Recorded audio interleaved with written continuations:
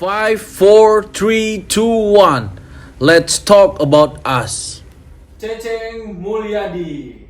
Oke, guys, teman-teman yang udah lama ngikutin Bruder Otis, ini adalah sosok seorang kameramen yang sudah mendukung channel Bruder Otis, bikin konten-konten, membuat banyak video lah. Dan ini sosoknya Ceceng Mulyadi yang sempat berkeluar di beberapa video di channel Bruder Otis.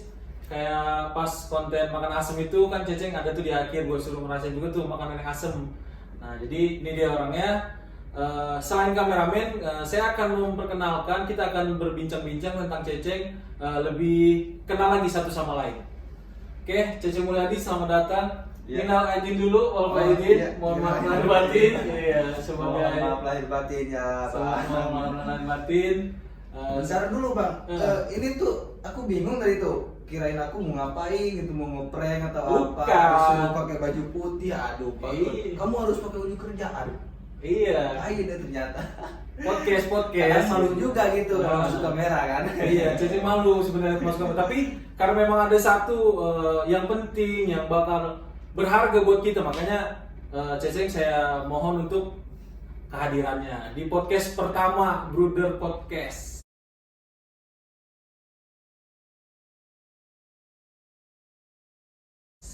Mantap. Oke, coba Ceceng ceritain sedikit aja tentang latar belakang Ceceng, dari mana asalnya, biar kita lebih dekat lagi, biar lebih kenal Ceceng lagi gitu.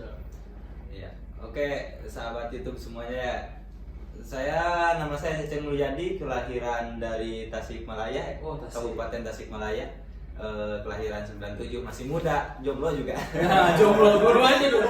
Kalau jomblo dua-duanya jomblo. Aduh. Iya.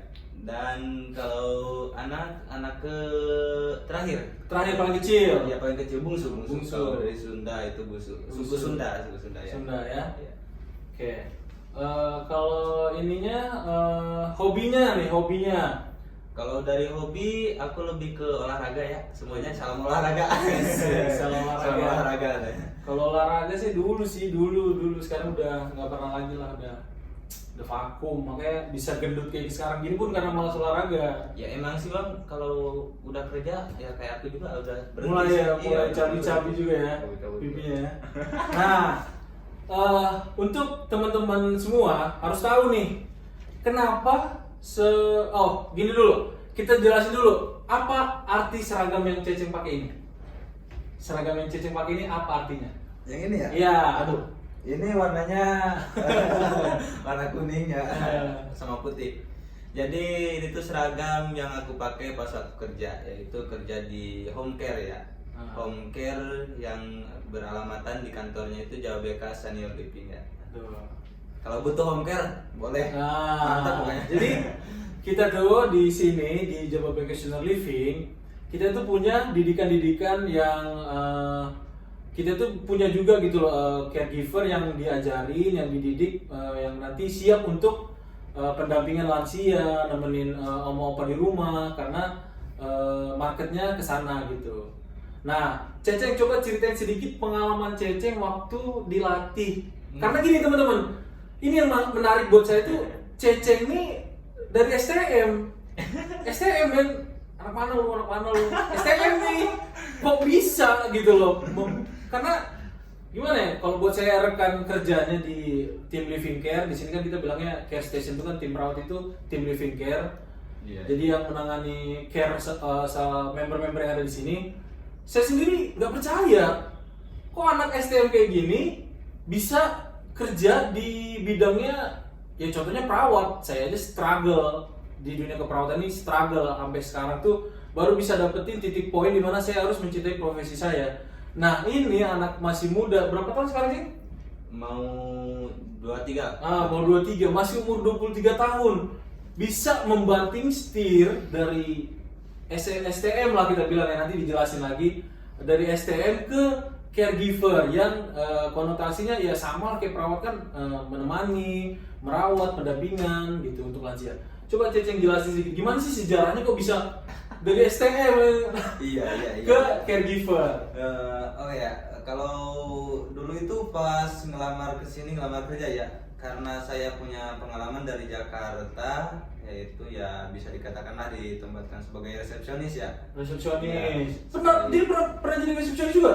ya jadi merampat gitu Pak. Oh. Jadi di sisi lain aku backup keluar. Oke. Pas ada di kantornya aku jadi resepsionis di situ. Oh gitu. Iya.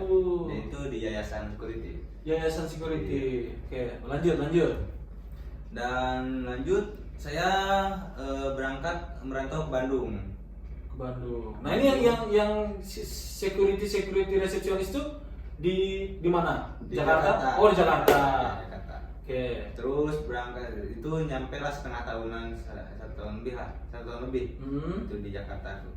1 tahun lebih Jakarta, merantau lagi ke Bandung di rental mobil, cuman nggak nyampe bisa mobil ya.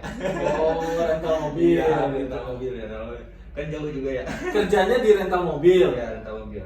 Sebagai pelatih atau sebagai resepsionis lagi gitu? Kalau di rental mobil lebih ke merawat perusahaan itu Bang. Merawat perusahaan. Ya, jadi perusahaan si bosnya itu dirawat baik-baik dengan saya gitu. Oh, Jadi perawatan gimana nih? Perawatan kayak di sini atau perawatan? Ya, perawatan seperti gimana nih? Mobilnya udah mau ready nggak? Oh, jadi siapin. Siapin. Oke. Iya. Terus di kemarin pas 2020 mau masuk 2020 ya. Saya coba ngelamar-lamar lagi karena dari Bandung aku mulai sempat nganggur juga. Nganggur. Itu 6 bulan. tahun 2019. Iya, 2019. Dari sewa rental mobil tadi Iya. berhenti kerja di situ nganggur. Nganggur. Oke. Nah, terus cari-cari lagi. Yang tadi tujuannya itu aku ngelamar mau ke SMC Tasikmalaya, rumah sakit loh. Oke. Asli, Kak. SMC. Rumah sakit Tasikmalaya, yaitu ditempatkan sebagai resepsionis kan. Oke. Karena udah dapat bekal pengalaman kerja yang di Iya, Jakarta. nah itu. Oke. Nah di situ aku bukalah situs-situs kan, situs SMC rumah sakit Oh. situs rumah sakit dibuka lah semuanya. Dan ternyata ada iklan bahwa Jawa BK Senior Living sedang membutuhkan rekrutan karyawan baru katanya. Oh. Nah di situ aku daftar pakai Gmail. Daftar pakai Gmail. Iya pakai Gmail aku daftar. Dan yang uniknya lagi nih, aku tuh daftar udah ada berapa minggu, 3 mingguan lah, 3 mingguan karena kuota gak ada WA kan. Aku buka lah WA, ada panggilan. Oh, jadi Iya. dihubungi ke WA. Iya dihubungi langsung ke WA, ada panggilan tuh. Hmm. Ada panggilan ya berangkat ke sini. Sendiri loh. Sendiri. Jadi kayak memang cari jalannya sendiri, Iya. kesininya sendiri. Iya. Gitu. Pantes ya. Itu bulan apa kesini? Bulan Januari. Bulan Januari. Aku di sini tuh masuk kerjanya ya jadi dihitungnya dari 19 Desember. Nah makanya pas Ceceng dateng tuh aku belum ngerti gitu kalau ada memang Dekayangan senior caregivernya Dekayangan gitu loh. Jadi perusahaan kami ini sebelum namanya jadi Jababeka Senior Living, dulu namanya Dekayangan Senior Living. Jadi kayak karena Dekayangan itu konotasi artinya kayak ya ada bilang yang negatif, ada yang bilang positif, ya akhirnya diganti jadi Jababeka Senior Living. Nah ketika Ceceng datang itu batch 2 ya? Batch 2 ya? Batch 2 tuh jadi gini, sebelumnya udah ada yang udah ngikutin pelatihan DHC itu, Dekayangan Caregiver itu, adalah batch satunya kayak pendahulunya dia. Nah ini yang batch 2 ini datang. Nah jadi otomatis aku ketemu sebelum mereka pelatihan. Nah Iya. dikasih mes, waktu itu dikasih mes di apartemen. Aku lagi kerja di care station itu yang 24 jam itu, ya lewat aja gitu, kirain tamu, kirain orang yang di hotel gitu. Ya nginep ya. Cuman kok asal lewat punten terus, punten. Wah seneng lah. Karena karakternya Ceceng ini salah satu karakter yang lemah lembut, ya namanya juga orang Sunda artinya. Nah biar subscribers saya juga pada tahu. Nah kenapa saya bisa connect sama Ceceng? Saya memang orang Batak, tulen, asli. Tapi waktu kecil, waktu SD, aku udah pernah ceritain ke Ceceng nih. Kalau saya ini mau nggak mau ijazah SD-nya dari SDN Palawangan 2 Ciranjang. Jadi ya itu sih bahasa yang paling saya kuasai, malah dari kecil tuh malah bahasa Sunda. Malah sampai sekarang bahasa Batak masih berpasir-pasir, belum lancar. Cianjur dong. Ciranjang. Cianjur. Oke. Nah, di situ tuh yang pertama kali gini Ceng. Gue mau tahu pengalaman Ceceng. Contohnya saya pribadi, ketika saya ambil perawat nih, wah bangga gitu kan. Wah, nanti kayak di sinetron perawat kan cuma nyuntik, cuma nyimpus, cuma ya ngecek, nah gimana makannya udah. Nah, itu di pandangan saya dulu waktu ambil keperawatan gitu. Jadi kayak wah ini kerjaan yang bagus nih, ini profesi yang bagus nih. Karena saya kayak di TV-TV lah, kayak di sinetron contohnya gitu. Iya. Nah, Ceceng sendiri yang saya bilang tadi sudah melalui perjalanan kerja yang cukup panjang dari STM ke resepsionis, ke satpam, sampai ke rental mobil. Nah, sekarang merambah menuju dunia perawatan gitu. Nah, pada waktu pertama diajarin itu gimana? Kesannya gimana? Jadi awalnya ya, aku tuh ya memikirkan bahwa kita ini ada di home care nih. Ada di home care merawat orang tua lah gitu. Orang tua, merawat orang tua, menemani dia ngobrol ya, seperti ya kan kalau orang tua itu jangan sampai dia itu menyepi gitu. Sendiri merasa sepi ya. Karena merasa tersingkirkan karena udah usianya udah tua gitu. Betul. Bisa dikatakan juga ya nggak ada artinya gitu Bang. Jadi dalam artian ya kesepian kan. Ya, yang aku pikirkan itu berjasa sekali ini pekerjaan gitu Bang. Jadi mempunyai ya jasa lah gitu. Jadi kayak aku pribadi itu ya merawat orang tua sendiri gitu Bang. Betul. Jadi aku anggap itu orang tua aku juga ntar akan tua. Nah, sebelumnya gitu. Sebelumnya udah pernah kerja kayak gini belum gitu? Jadi perawat ya, contohnya ya mungkin ada pengalaman pribadi nih waktu di kampung jagain nenek, jagain kakek. Nah, itu ada nggak pengalaman itu sebelumnya? Gak ada kan? Cuman sih kalau untuk P3K ya, pertemuan pertama keluarga darurat kan, itu saya ambil dari Eskul Pramuka. Oh iya, aku juga Pramuka dulu soalnya P3K sampai ngangkat orang pakai itu kan, apa tandu-tandu yang dibuat dari bambu itu, kayu itu kan. Oke, itu juga dapat sih waktu di Ciranjang. Nah kemudian aku pernah dengar cerita dari Ceceng kalau ada mentornya yang datang yang udah pengalaman banget di Jepang. Oh iya. Ibu siapa namanya? Pas pelatihan itu ya? Iya, waktu pelatihan. Ibu Lisna. Nah, ya Ibu Lisna itu ya saya dilatih sama Ibu Lisna nih. Banyak sekali pengalamannya. Ya semua yang dipelajari Ibu Lisna di Jepang dalam artian Kaigo. Kaigo. Iya, sekolah Kaigo katanya. Bu Lisna itu kasih semua. Cuman jadi ilmunya si Bu Lisna ini yang dari dari caregiver contohnya nih, ilmu Bu Lisna yang dia punya sebagai walaupun memang pelatihan intinya, tapi kan ini yang saya dapatkan dari Jepang, dikasih semua ke Ceceng gitu, dikasih semua ke DHC di sini. Nggak semuanya sih. Nggak semuanya. Cuman teknik. Oh, tekniknya. Teknik. Jadi merawat lansia itu ada tekniknya gitu. Ada 7 prinsip kalau nggak salah. 7 prinsip. Masih ingat? Tapi saya pribadi ya, Bu Lisna apa nama lengkapnya? Gimana? Nama lengkapnya Bu Lisna apa? Lupa lagi. Karena aku juga gak ketemu. Aku kan dulu di living care, gak ketemu. Karena kan kalian pelatihannya ke care center kan? Iya. Nah jadi buat Bu Lisna kalau nonton video ini, anak didikannya mantap. Karena buat saya Ceceng ini apa ya? Satu sosok yang benar-benar menonjol. Menonjol itu bukan arti kayak pinter. Ya ini pinter gitu, bukan. Ada memang hal-hal yang di keperawatan itu kita bisa lihat langsung dan kita rasakan. Kok ini anak kan cerita nih, dia dari STM. Kok bisa se-care, maksudnya sepeduli itu sama lansia. Jadi kalau memang kita basicnya perawat, kita ngerti gitu loh. Ada keperawatan gerontik, ada keperawatan jiwa, ada keperawatan yang kita tuh ada cara-caranya, SOP-nya dalam menghandle pasien-pasien yang di kalangan itu, maksudnya di target-target itu gitu loh. Nah ini kok bisa anak masih muda, dia udah ngelewatin banyak perjalanan, contohnya kerjaan lah ya, dan selain perjalanan hidupnya menuju ke sini, kok bisa sesensitif itu ke orang tua gitu. Jadi menurut saya itu menonjol, didukung sama Bu Lisna yang mengajarkannya dengan baik. Jadi kayak makasih juga buat Bu Lisna. Dengan adanya Bu Lisna tuh orang-orang kayak Cece itu bisa apa ya, semakin bernilai lah di hidup ini gitu loh. Dan dia ngerasakan efeknya kan. Iya. Efeknya gimana? Ada banget, kerasa banget. Jadi cara memindahkan lansia dari ranjang itu tempat tidur ya. Iya.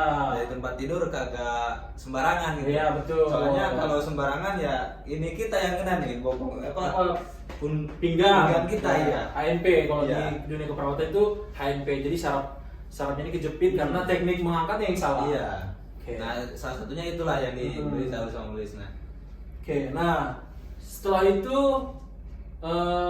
setelah Januari datang, selesai DAC kerja, oke lah sampai sekarang. Apakah ada contohnya gini nih? Karena udah menyukai lah ya, menyukai dan terjun langsung Iya. di dunia home care, di dunia ngerawat orang tua, lansia, siapapun itu yang sakit kan. Nah, ada nggak Cece kepikiran kalau suatu saat bakal ngambil ini ke jenjang yang lebih serius? Contohnya, gue kuliah perawat deh, aku masuk perawat deh kayak Bang Otis gitu. Ada nggak kepikiran kayak gitu? Belum ada. Belum ada. Gitu. Apa ada masalahnya? Contohnya ya, banyak dari kita memang perawat tuh mahal, desas-desusnya, gosip-gosip yang beredar di luar sana itu memang untuk medical student ya, itu Iya. mahal banget gitu loh. Mahalnya mahal banget. Kalau ke situ mah belum ada, cuman kalau keinginan dini itu seorang bidan ada. Wah. Oh bininya aja ya? Iya. Jadi istrinya kalau nggak bidan, perawat mau juga nih? Iya. Oh perawat juga Nah, mau. gitu. Gak tahu kenapa itu. Cewek-cewek yang nonton, nih mau nih bidan, perawat. Nah dia cari duit, Ceceng yang cari duit. Nah, itu gitu. maksudnya. Jadi benar bagus. Karena menurut aku pun kalau satu sisi ya, kalau perawat sama perawat gimana ya? Kalau statistik sih memang bagus perawat-perawat. Cuman realita siapa yang jaga anaknya? Dua-dua ini aku lah contohnya di ruang operasi nanti kan suatu saat udah berkeluarga. Istriku di bangsal ngerawat pasien biasa. Lah yang ngerawat anak siapa? Gitu kan, bener kan? Dititip sama orang. Makanya itu dititipin. Diculik lah. Jadinya diculik. Nggak mau aku kayak gitu nggak mau. Oke. Terus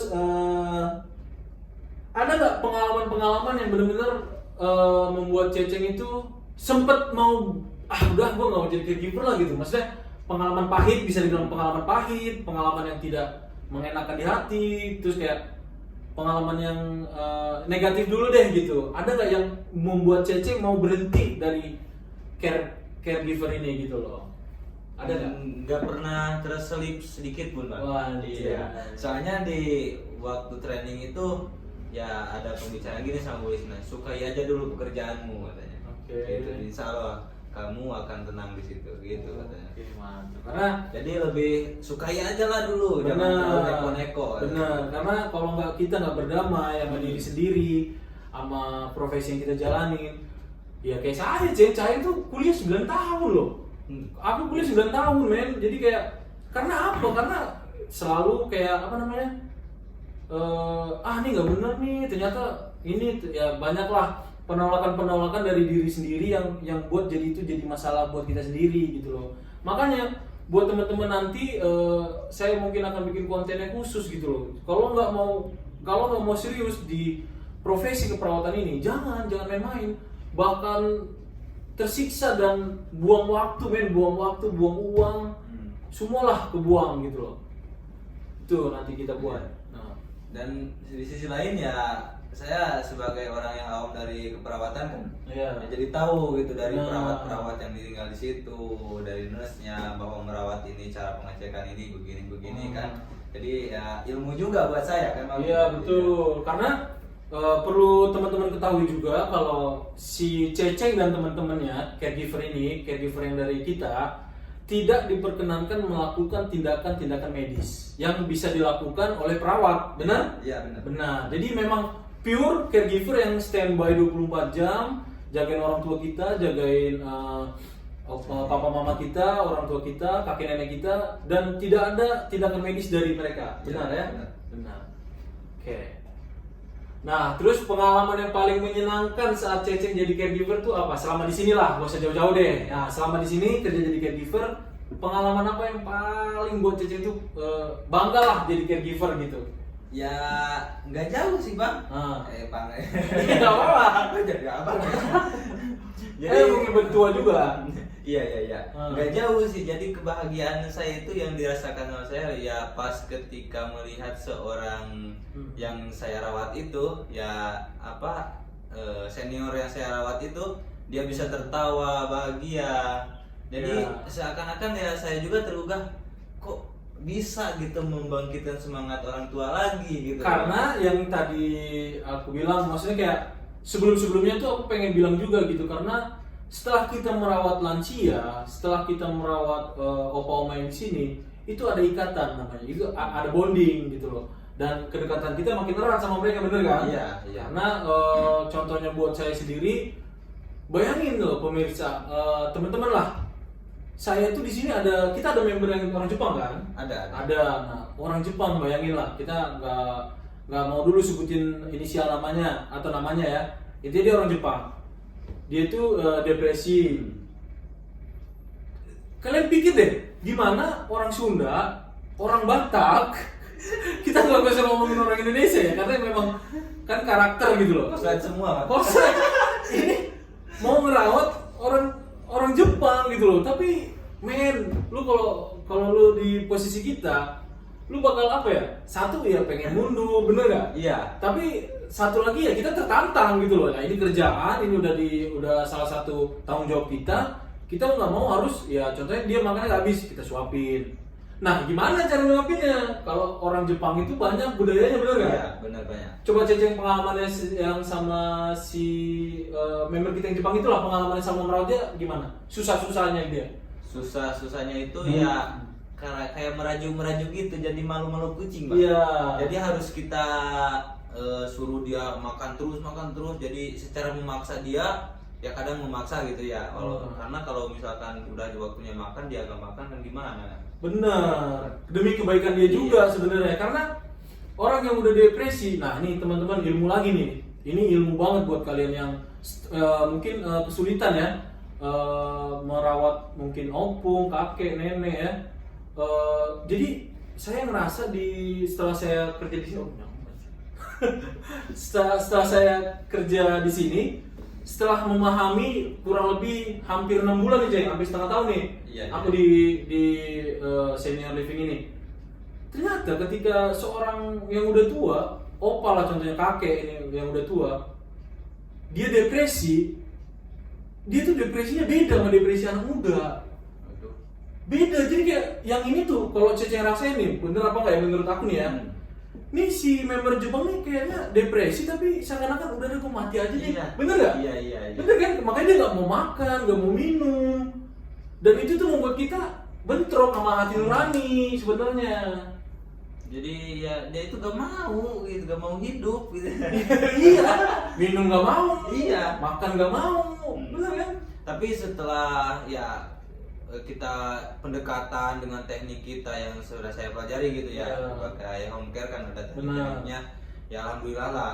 Jadi mulai pendekatan lama kelamaan akhirnya dia makan nggak pernah disuruh. Jadi udah jadwal makannya makan. Kita cuma nemenin kadang. Jadi kita nemenin duduk. Jadi pas dia makan itu dia juga pengen ada temen gitu. Di samping dia itu sebenarnya. Benar. Nah kalau aku sih, karena aku memang tahu ya, karena mungkin takutnya kan saya kan belajar lah dikit-dikit kan budaya-budaya Jepang, kayak makan gak boleh ribut, makan gak boleh ya kayak ya itulah maksudnya. Nah saya takutnya pas saya nemenin itu ngeganggu dia, ngerasa gak nyaman. Nah makanya saya tinggal, nanti kalau nggak habis saya suapin lagi. Kalau saya gitu selama kerja di sini, karena takutnya budaya ini kan gak enak kan, maksudnya kan yang udah dia miliki dari sejak lahir gitu loh sebagai orang Jepang. Takutnya nih orang kok gangguin gue makan, ngeliatin gue makan. Nah kalau mukbang kan dari Korea oke lah, ini kan memang orang Jepang nih, jadi takutnya saya merasa mengganggu dia dalam makan. Ya udah saya pergi dulu keluar, nanti pas dia nggak habis saya suapin gitu. Ya begitu, mungkin bermacam teknik bermacam yang teknik kita ya. kolaborasikan di Jawa BK Senior Living. Yang penting intinya si opa makan, jadi berbahagia mau nggak mau dia harus makan gitu. Oke, lanjut ke pertanyaan berikutnya. setelah Ceceng menjalani, kan kita nggak tahu nih, kita ke inti lah, maksudnya kayak nih kita udah panjang nih ceritanya sampai di sini. Ketika datanglah virus COVID-19 ini, corona ini, Virus randa. waduh, virus tai kucing ya, benar-benar hancur lah ya, hancur semua ya. Kita udah lihat perkembangan ekonomi, kita aja susah bergerak kemana-mana kan. Iya.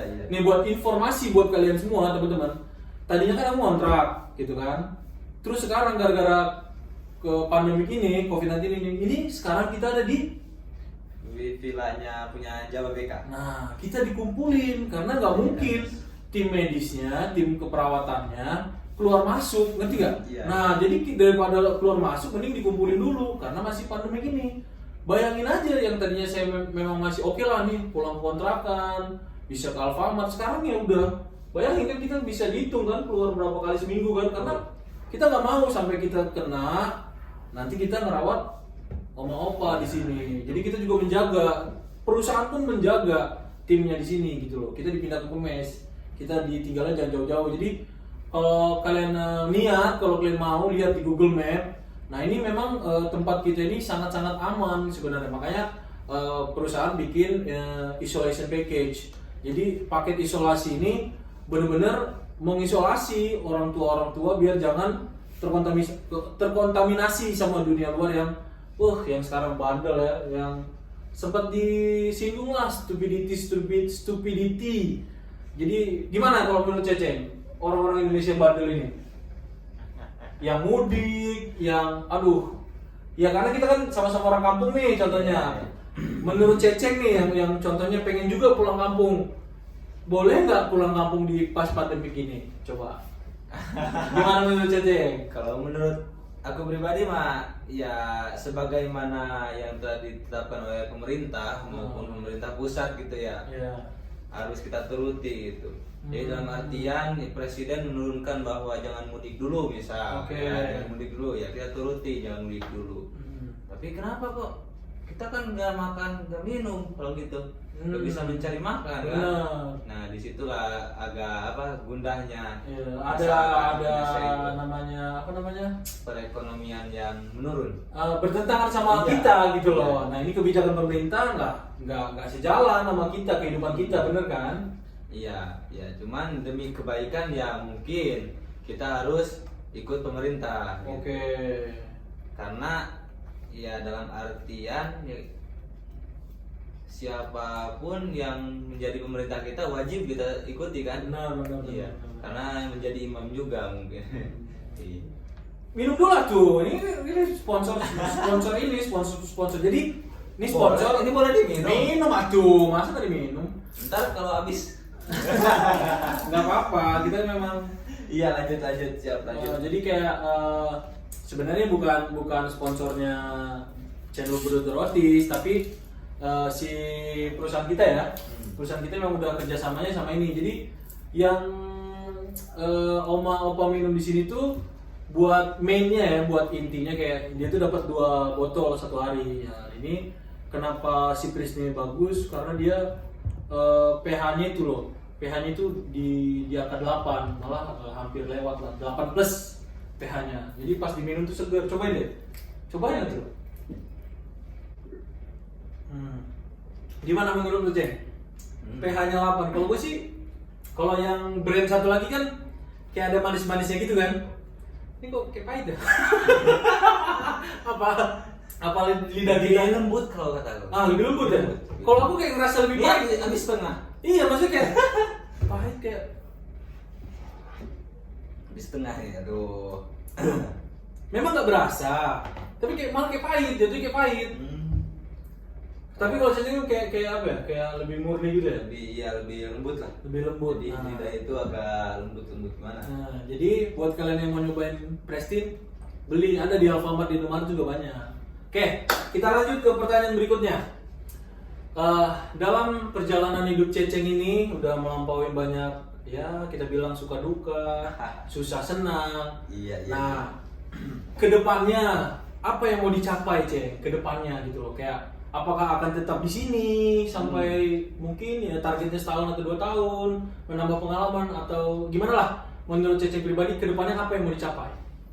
Kalau untuk kedepannya ya cita-cita yang sangat luhur ya. Apa boleh di. Ya mungkin ya kalau misalkan terlaksana gitu ya, semoga aja gitu. Oke. Tahu milik mah gitu. Iya betul. Iya. Ya menjadi pengusaha lah. Pengusaha. Kuliner. Kenapa kuliner? Karena ya kuliner itu dilihatnya besar kemungkinan bahwa di Indonesia itu ya kulinernya itu wajib dibudidayakan ya, diangkat. Betul. Soalnya kuliner Indonesia itu mantap-mantap. Iya rasa ya, dari rasanya kan rempah-rempahnya kuat-kuat. Nah, ya. itu rempah-rempah. Kalau dari Ceceng sendiri dari Tasik apa yang terkenal? Yang dari Tasik? Apa ya? Kan kalau Bandung sebelah kan tuh. Iya. Kalau Bandung sebelah, pedas, keringetan tuh pasti sebelah. Pak aci ya kayak. Kalau dari Tasik masih campuran sih kalau Tasik. Masih campuran ya? Jadi pak aci ada, comro kayak apa yang nasi pakai itu? Nasi Yang hitam itu? ketan. Nah, bukan nasi Ketan. apa lupa lagi aku. Nasi hitam gosong. Iya. Gosong kan. Nasi hitam gosong ya kan. Teo, nasi Teo. Aku belum pernah ke Tasik. Iya, nasi Aku Teo. pribadi belum pernah ke Tasik. Ada nasi Teo Tasikmalaya banyak. Nasi Teo. Iya, nasi Teo Tasikmalaya itu. Apa udah- digoreng dibakar? Jadi si apa comro bukan comro sih. Ketan. Nasi. Tapi apa namanya itu lupa lagi aku. Ya Teo. Oncom. Oh, Nasi yang oncom. itu yang tempe apa tahu difermentasi tuh. Iya. Oh. Tempe yang betul. Kalau aku pribadi sih kan di video-video saya sebelumnya juga kan pernah saya ini nih pas kita bahas apa tuh. Kalau saya sendiri pernah malah jadi pengusaha tuh bukannya suatu ya kayak impian lagi. Dulu pernah waktu itu jadi gini Ceng ceritanya. Di kampus pas mau wisuda nih. Iya. Nah pas mau wisuda di semester yang terakhir adalah di situ 2 SKS kayak mata kuliah ke apa? Wirausaha, benar 2 SKS tuh. Nah karena berhubung dosennya killer tuh dalam arti kan galak kan, yang kalau main-main kan kita gagal.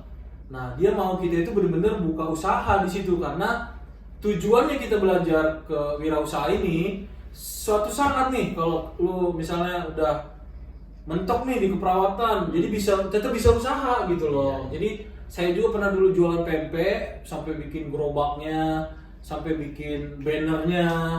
Jadi kayak udah ngerasa pengusaha waktu Ntar itu. dulu, tahu gak itu para YouTube? Tahu kalau teman-teman yang di kampus, teman-teman yang di Parompong. Oh iya, Nah, kan di kampusku itu di Parompong Bandung Barat.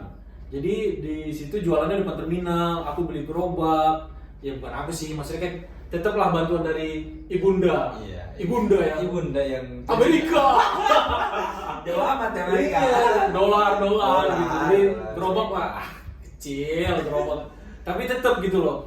Pada saat aku memang mau menjadi sebelum wisuda ya, sebelum menjadi perawat yang benar jadi profesi, di situ aku belajar lagi.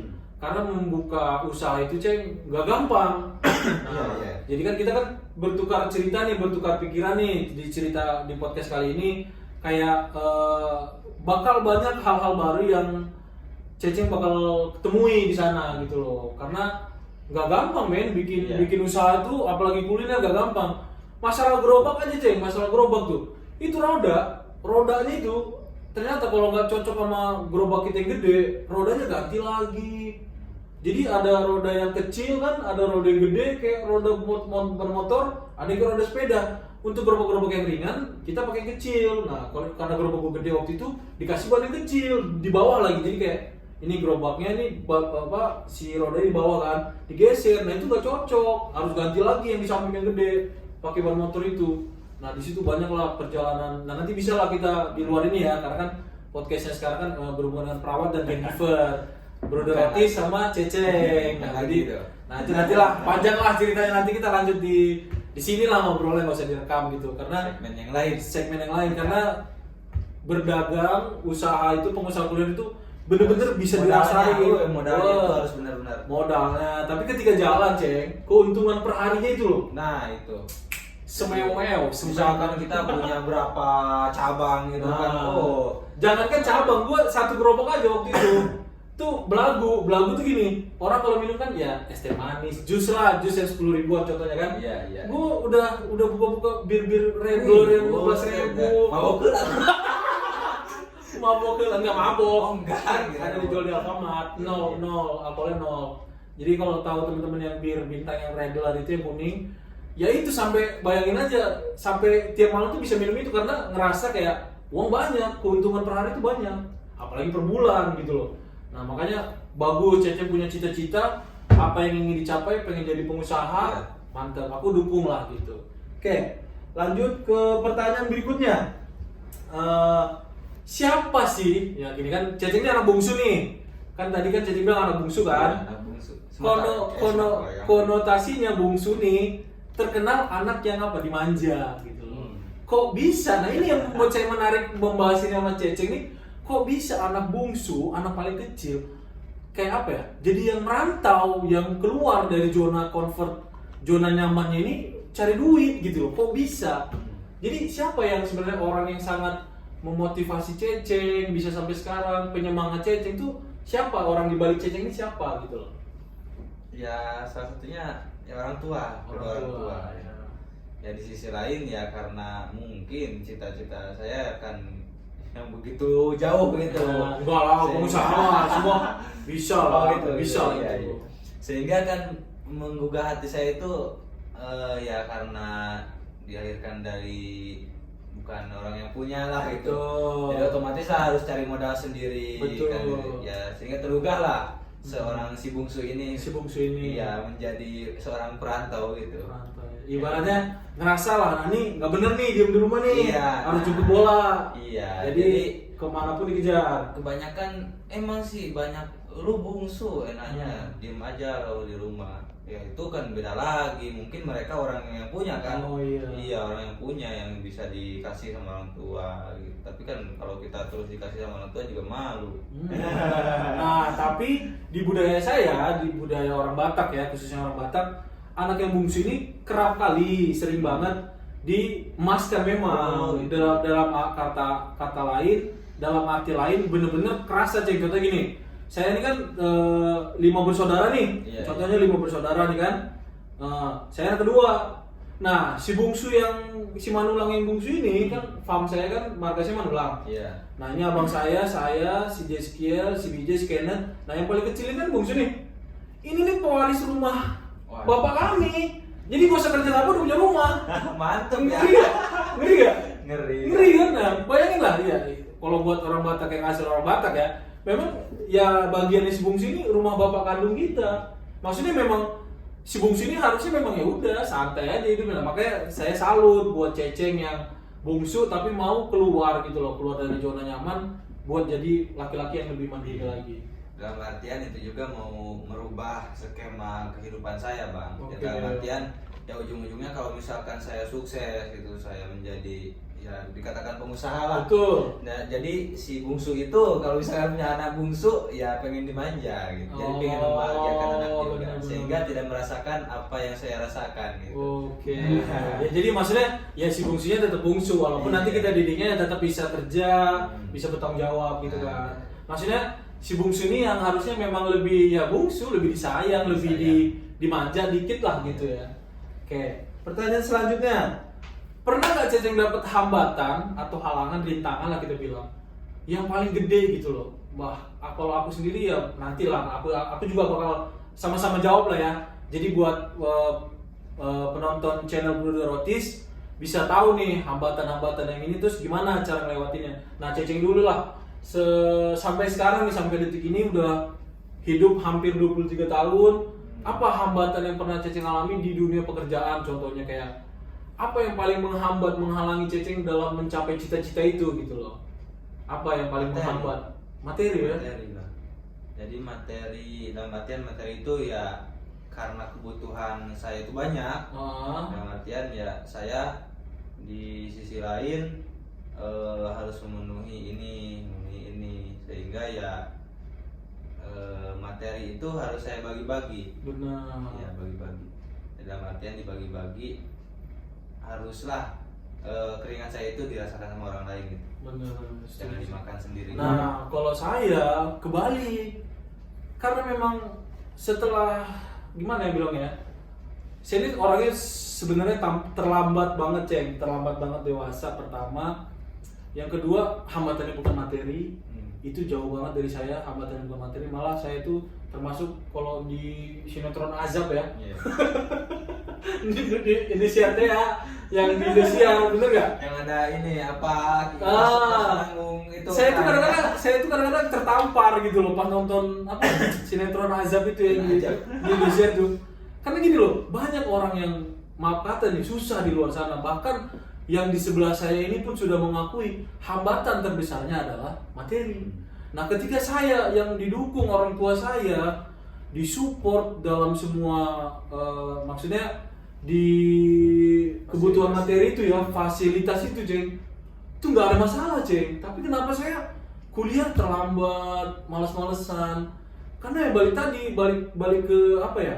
Saya ngerasa kalau saya tuh terlalu cengeng. Dulu tuh saya cengeng banget karena saya ngerasa kayak nih salah orang tua saya bercerai misalnya seperti itu, dan itu sering kali kebawa mimpi gitu loh, kayak kebawa mimpi tuh kayak nggak mau disalahin, tapi yang salah saya gitu loh. Nah, jadi kadang-kadang untuk menjadi laki-laki yang lebih bertanggung jawab itu kita harus melewati fase-fase itu men. Jadi kayak ada memang hambatan-hambatan terbesar dalam hidup kita ini yang harus kita jawab sendiri gitu loh. Nah, dan kita harus apa? Berdamai kan sama diri sendiri kan? Berdamai dengan diri sendiri itu Betul. lebih baik dan bisa menemukan titik di mana kita itu tahu bahwa kita itu harus kemana dan di mana kita. Betul banget. Nah, ketika saya dapet titik itu ceng, saya bener-bener lah apa kita bilang 180 derajat ya, berbalik gitu ke arah yang benar, ke tujuan yang awal.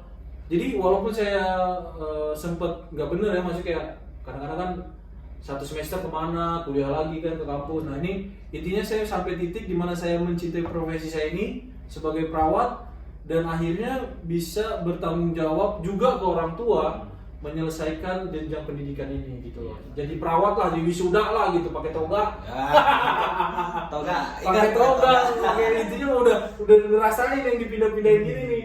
Gitu. Aku pakai toga itu dulu pas waktu sekolah agama Islam. Yang TK ya? Iya. Yang TK PAUD. PAUD.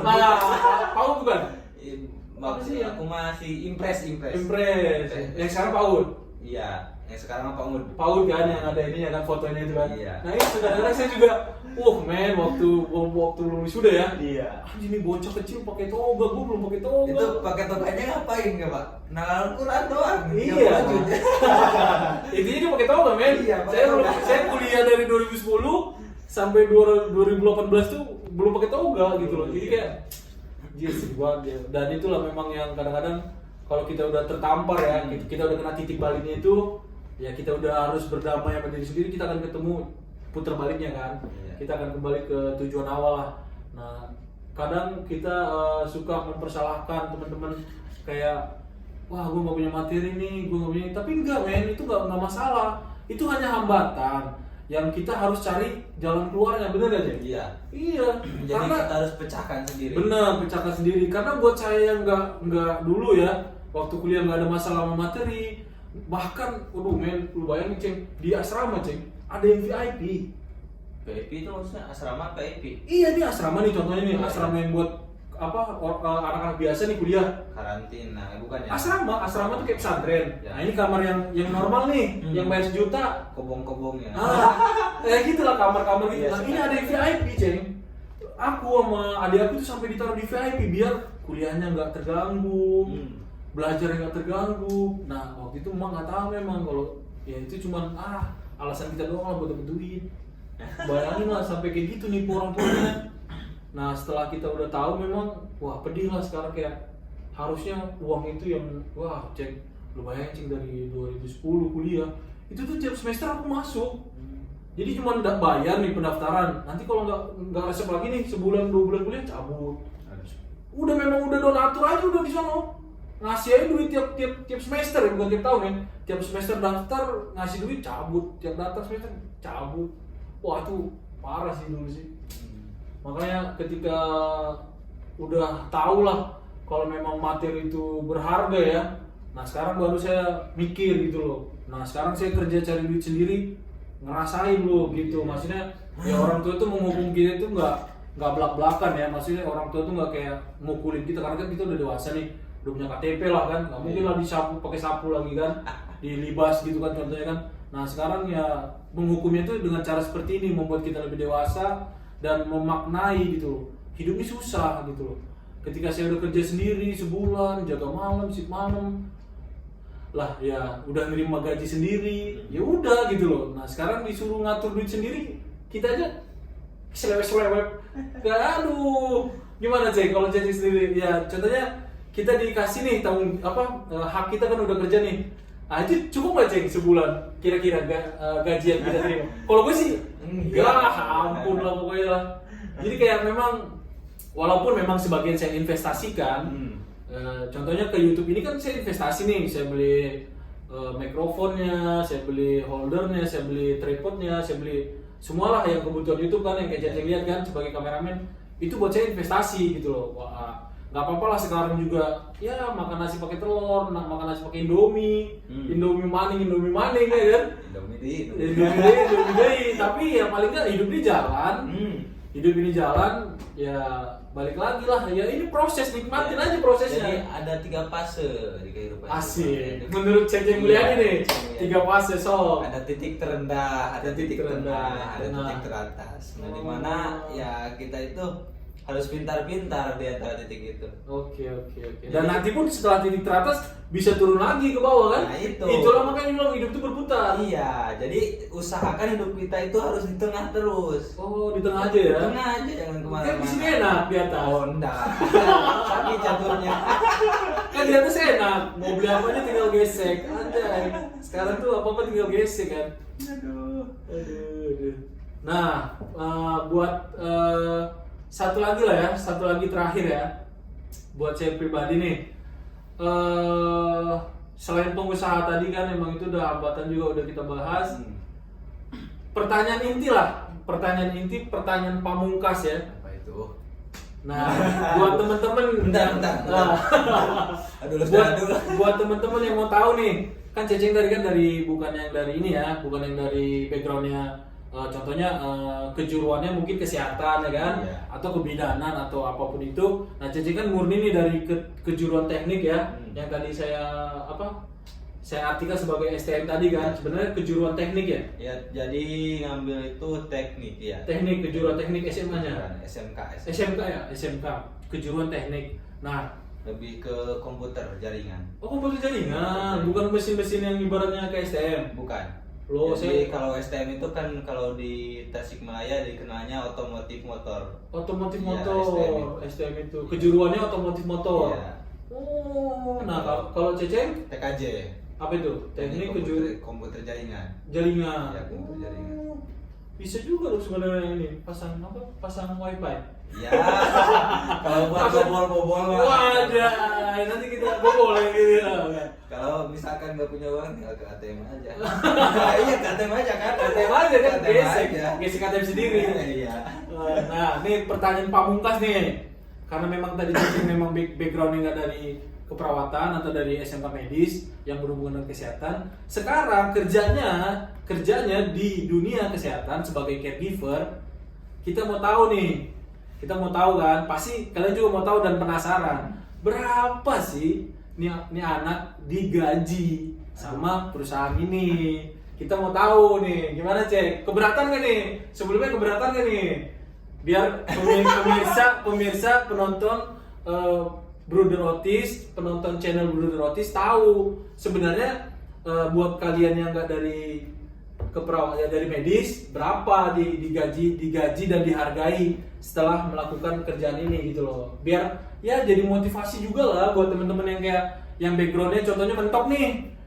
Banyak nih teman-teman adik-adik saya juga yang akuntansi nih mentok men, mau kerja apa? Contohnya akuntansi sekarang kerjaannya kan ngitungin duit kan. Iya. Ya kan ngaudit atau apalah itu yang ngitung duit lah. Sekarang perusahaan banyak yang bangkrut gara-gara virus corona. Lah yang mau dihitung apa duitnya pada nggak ada? Atau PHK sama. Jadi ya makanya mungkin buat teman-teman semua yang mau beralih nih kan, namanya kan lagi COVID nih. Kita kan harus berdamai kan. Ya, berdamai. Dan nanti ada banyak new normal. Nah, jadi siapa tahu teman-teman atau subscriber saya, penonton setia Bruder Otis, ada nih yang kepikiran, nah kalau saya jadi caregiver juga kayak Ceceng gimana ya? Dihargai berapa, gajinya tuh berapa gitu loh. Nah buat teman-teman yang mau tahu, nah kita tanya nih sama orang langsung, sama Ceceng Mulyadi yang udah jadi caregiver, karena pengalaman dia kan udah berapa bulan sih totalnya di sini? Baru mau nyampe setengah tahun. Mau nyampe setengah tahun juga kan, dari Januari kan? Dari Januari. Dari Januari itu. Jadi sebelumnya ada peningkatan atau enggak di gaji? Kalau secara home care kan kontrak ya.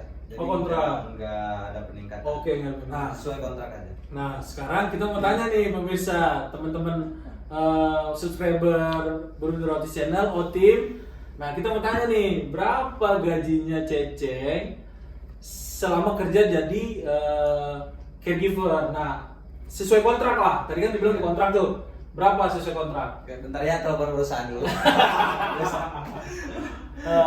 Jawab Ceng. Jadi gajinya gaji saya itu di sini selama udah mau setengah tahun itu 5, 4, 3, 2, 1. Let's talk about us.